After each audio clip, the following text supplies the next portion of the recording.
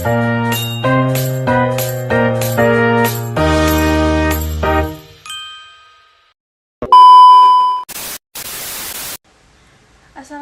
warahmatullahi wabarakatuh. Perkenalkan, nama saya Siti Khaira dari Prodi Manajemen, NPM 256120102023. Jadi saya di sini telah mendapatkan tugas dari Pak Aulia, mata pelajaran komputer dari semester 2. Saya ingin menjelaskan kembali yang telah saya pahami selama 1 semester. Pastikan videonya tanpa bosan ya teman-teman. Bye-bye.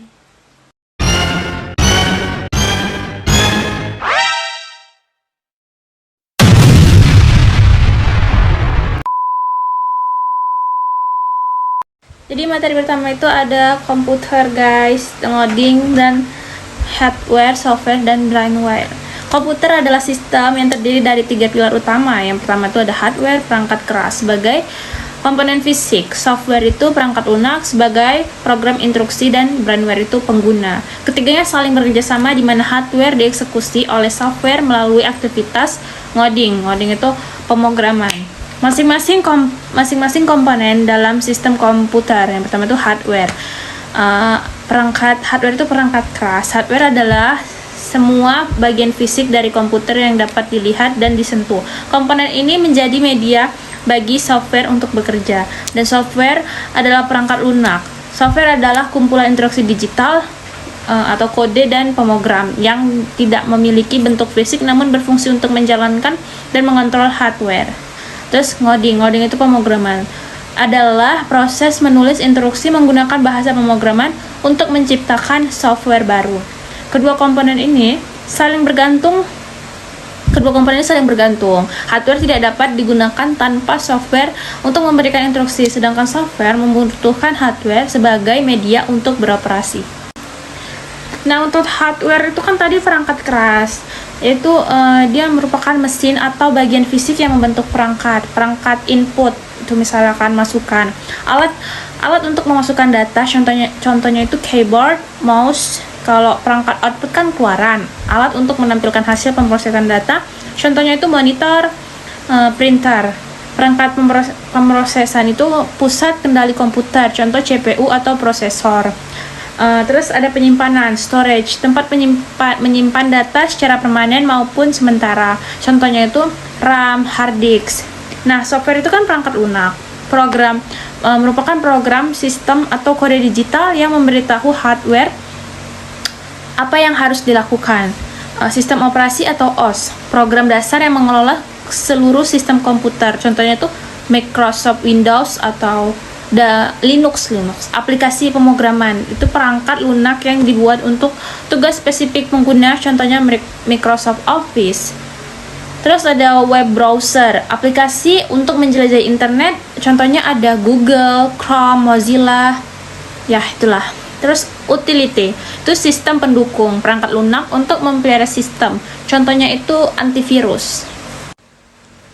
Nah, hardware itu memberikan fondasi fisik, sedangkan software memberikan instruksi agar perangkat keras tersebut dapat berfungsi. Keduanya bersatu membentuk satu kesatuan agar sebuah sistem dapat beroperasi.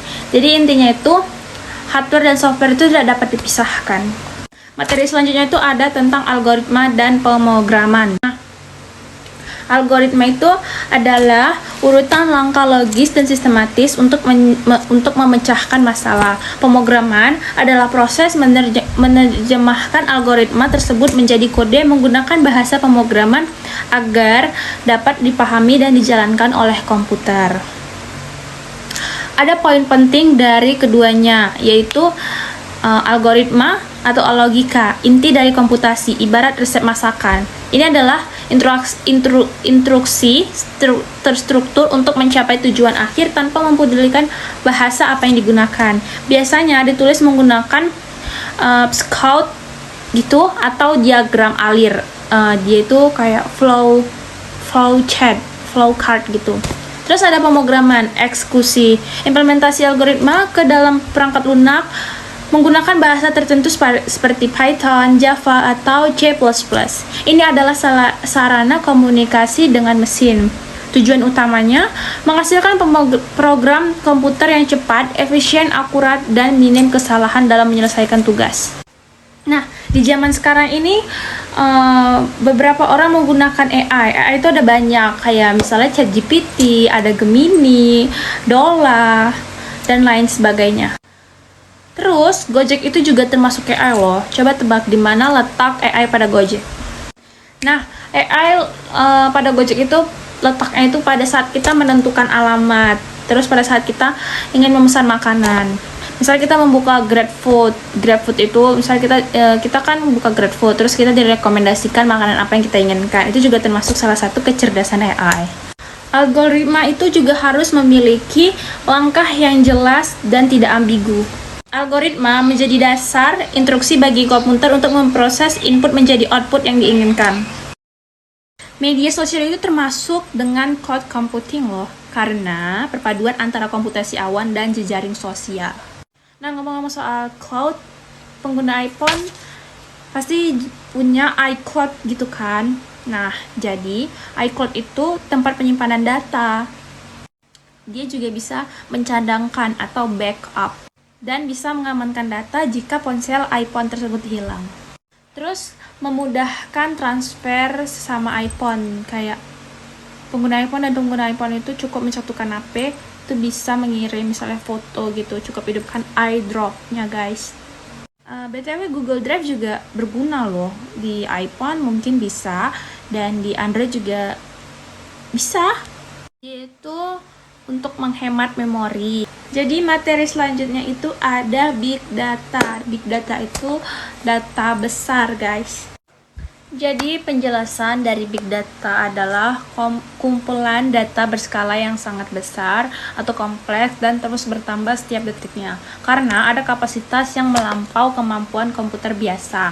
Big Data membutuhkan teknologi komputer canggih, seperti jaringan server dan cloud untuk menyimpan, mengelola, dan menganalisisnya.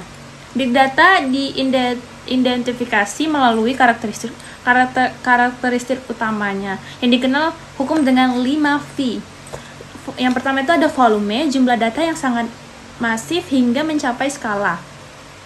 Yang kedua ada velocity, bukan velocity yang gini ya. Velocity yang maksud itu kecepatan tinggi dalam pembuatan, pengumpulan, dan pemrosesan data.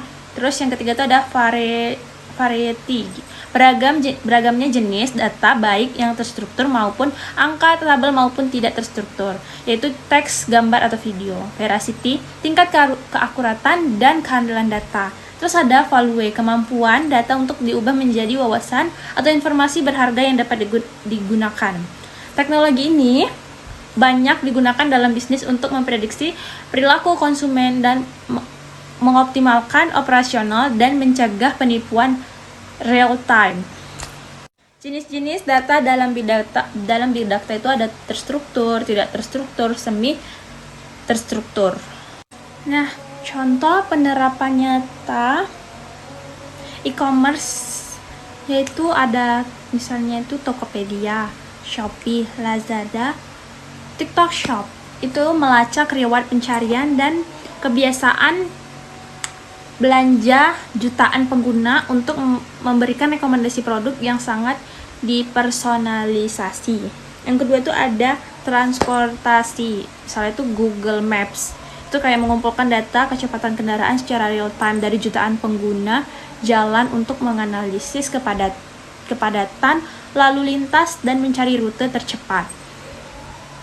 Terus ada hiburan itu kayak misalnya Netflix, Spotify gitu, memproses kebiasaan menonton dan mendengar untuk menyajikan konten atau lagu yang paling sesuai dengan selera tiap pelanggan.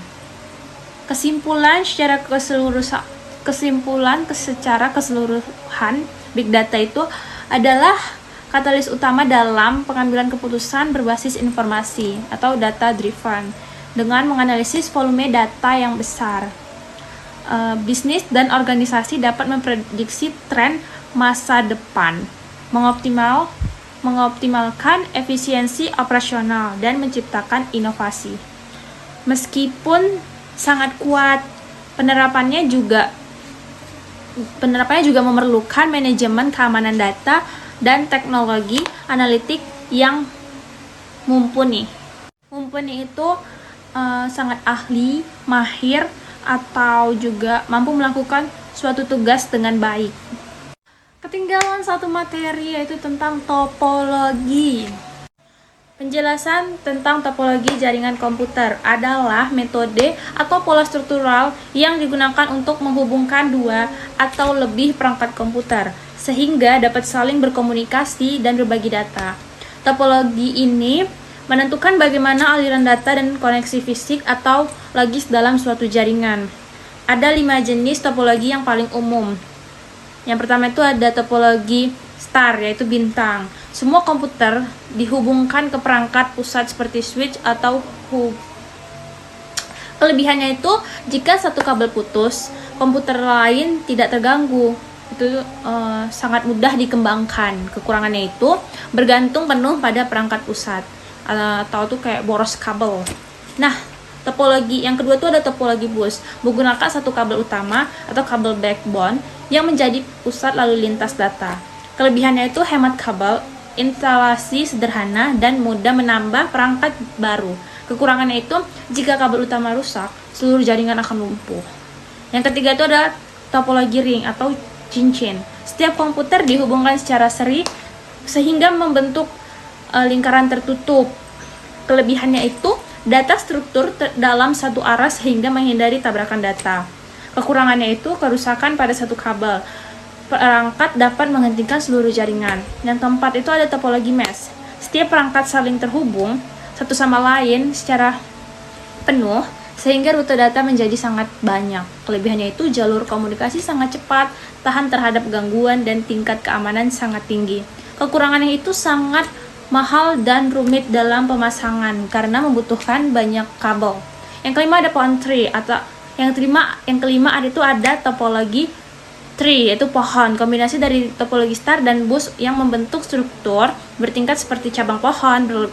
Kelebihannya itu cocok untuk jaringan skala besar dan mudah dikelola menjadi beberapa kelompok. Kekurangannya, jika kabel utama bermasalah, jaringan di bawahnya akan terganggu. Saya buru-buru karena saya gugup. Makasih. Nah, kesimpulan dari topologi komputer adalah desain yang memetakan bagaimana perangkat dalam jaringan saling terhubung atau tidak ada topologi terbaik secara mutlak. Pemilihannya harus disesuaikan dengan skala anggaran, kebutuhan keamanan, dan kemudahan manajemen. Jadi dari beberapa jenis topologi tadi itu saya akan kasih satu contoh foto topologi ring. Nah, ini dia contoh topologi ring. Kameranya balik ya. Jadi ini contohnya. Sekian video dari saya. Mohon maaf bila ada kekurangan kata. Wabillahi taufiq wal hidayah. Wassalamualaikum warahmatullahi wabarakatuh. Bye bye guys.